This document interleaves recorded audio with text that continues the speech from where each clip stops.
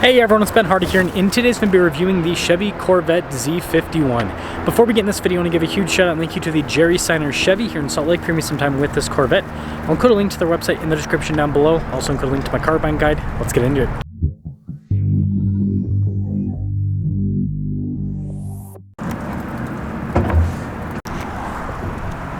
So starting off with the front, you guys can see that we have a front storage space just like other mid-engine cars, which is pretty cool. I like how pointy that is with the hood and the click sound there.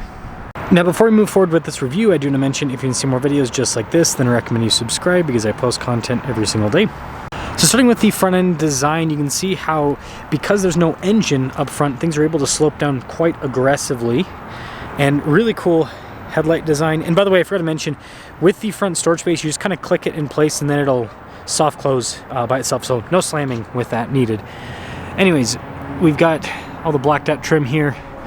Very aggressive look, and I think so far the new C8 Corvette has aged very well. I mean, this is what, 2020 is the first model year, so we're 5 years in. Now our tire wheel setup is 245 by 35 by 19 in the front, and then 305 by 30 by 20 in the rear, so staggered setup. Got the silver ring with the wheels on this. You can see the red brake caliper and the blacked out wheel design, pretty cool. Blacked out mirror caps. I think that part's so cool looking. But yeah, with the mid-engine design, it has that exotic supercar look. Now this leads us to the key fob where we have our lock and unlock remote start. We get the opening for the front and for the rear hatch as well. Now the rear hatch, it'll just pop open and then you've got to lift it, which the spoiler gets in the way a little bit. If you have fat thumbs like me, you gotta lift the rest of the way yourself. Now powering this is a 6.2 liter V8 naturally aspirated, goes through an 8-speed dual clutch, fuel economy 16 around town, 25 on the highway, and then power outputs with this piece, it has the Z51 package, or 495 horsepower, and then 470 pound-feet of torque. Really cool to be able to see the engine displayed. This is one reason you get the coupe over the convertible, and then you still get solid storage here in the back as well, enough for golf clubs, that's all that matters. And then again, just like the front, it is soft close, so you just kind of got to get it latched in a little bit and then it'll do the rest of the work for you. Really cool spoiler here in the back, and then I think they did a good job again with the kind of little sequential lights there in the back, and then aggressive exhaust tips at the bottom. But yeah, look at this thing, cool looking for a Corvette. This of course leads us inside, where this is a 2LT, so you've got soft touch here at the top, down below. You can see all the nice trim here. Memory seats, automatic with the windows, the mirrors power fold in. They also have blind spot monitoring. And then this one has the carbon fiber on the seats, pretty cool. They are power adjustable. You can see it says Stingray right there. And you got more soft touch here on the dash.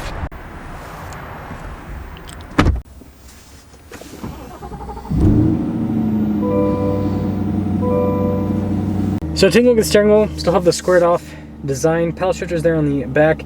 Practical controls here on the front for, like, you hit the steering wheel, for example, your Z mode as well.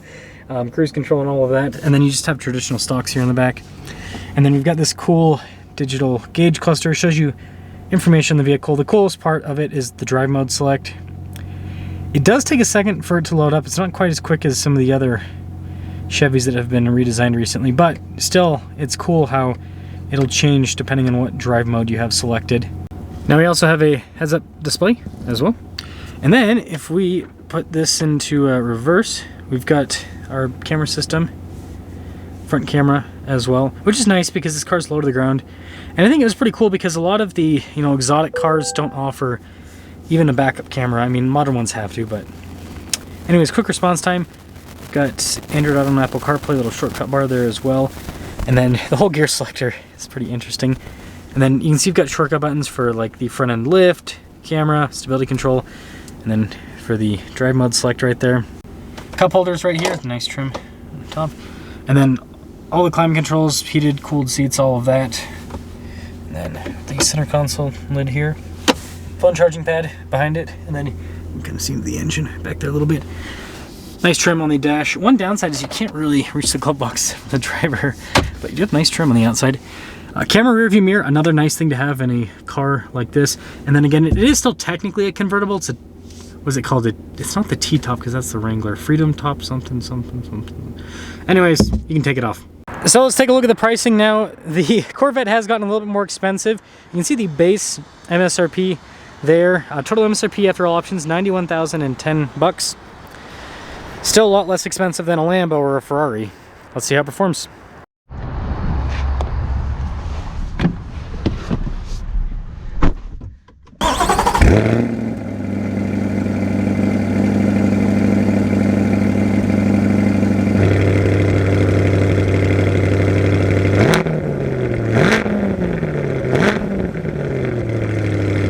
C8 Corvette. Cold tires. Sorry. I always find the tire hop in the cold kind of funny. I know that some people might make them go like, but I used to have sports cars on the channel. I don't like in terms of ownership, I don't anymore because it makes no sense. But I drove those cars with cold tires all the time, so it's not the end of the world. Now I will say, the C8 Corvette, I really do think that this fundamentally changed the sports car market, supercar market forever. And I'll kind of talk about that towards the end, but in terms of initial stuff, the C8 compared to other sports cars, supercars, I mean, compared to sports cars, it feels way crazier because of the mid-engine design and the dual clutch and everything that, like, in the cockpit feel. Like you get into, I don't know, like the new Supra or the Nissan Z, like those don't feel like they're in the same kind of like world as the Corvette here. Now it actually has a decent amount of front end clearance, but you still have that lift if you need even more clearance. Suspension's also pretty darn comfortable. Like, these are daily drivable. Something to note, just like every car that's low to the ground, because you're right next to the road, you get a lot of tire noise. Like, this has as much tire noise as a Jeep Wrangler with like mud terrains, just to give you an idea of excuse me, of how loud it is. And that is one downside with cars like this for daily driving, but it's not horrible. This is still more than daily drivable enough. Just crank up the music a little bit more. It's got a pretty nice sound system, so you can do that. Now, other than that, it's very easy to drive, especially compared to like other high performance vehicles. The dual clutch is pretty smooth, all things considered, and it's not intimidating either.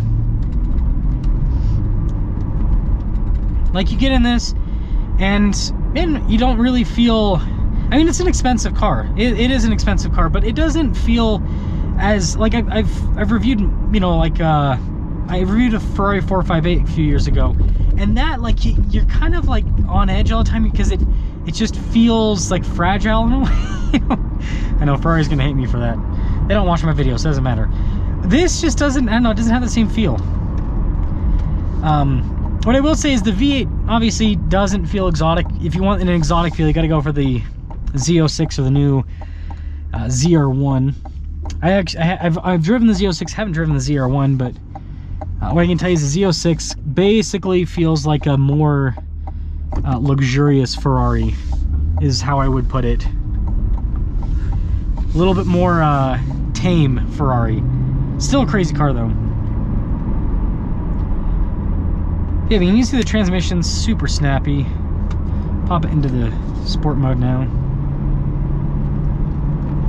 And the thing that I also like about the Corvette is, again, all the tech stuff that helps out with just making this so, because like, you're low to the ground, you're sitting down in the car, like you're in a cave kind of, and it's nice to make it so you can kind of see everything that's going on. We will get acceleration up here, of course, but I do want to talk about how I think this has really changed the market. So this has shown that a manufacturer, if they are willing to produce a higher number of cars, and they're a big enough manufacturer, they can offer a mid-engine car with crazy performance for not a lot of money compared to the car. I mean, like, look at what Porsche's charging for their 911 nowadays. Look at how much Ferraris are, Lamborghinis, and again, part of it's the brand.